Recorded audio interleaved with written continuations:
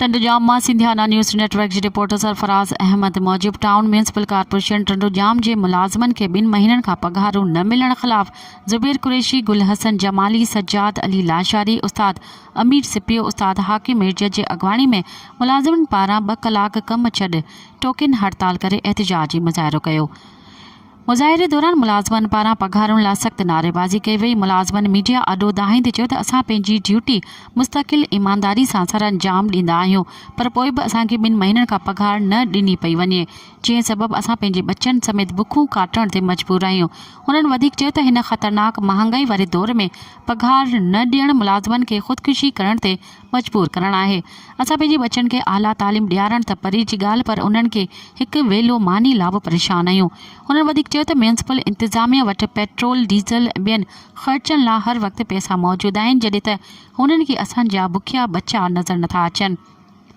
उन वक़्तु एहतिजाजी माहौल तमामु घणो ॾुखोईंदड़ थी वियो, जॾहिं एहतिजाज दौरान गुल हसन जमाली 2 महीननि खां पघारूं न मिलण जी दर्द कथा बयानु कंदे रोई ॾिनो।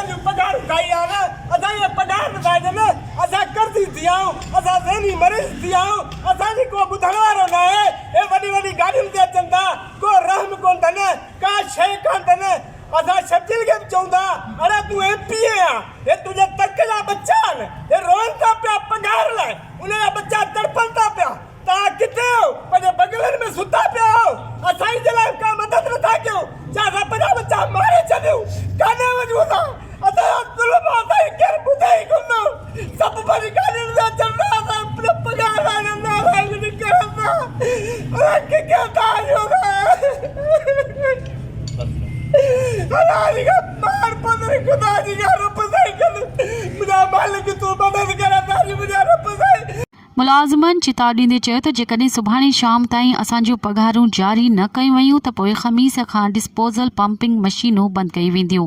जॾहिं त हलंदड़ एहतिजाज दौरान टाउन म्यूनिसिपल कॉर्पोरेशन टंडोजाम जो wise chairman Syed शफ़क़त Hussain Shah, municipal commissioner Shahjahan Panwar पिणु अंदरि ऑफिस में वेठल हुआ।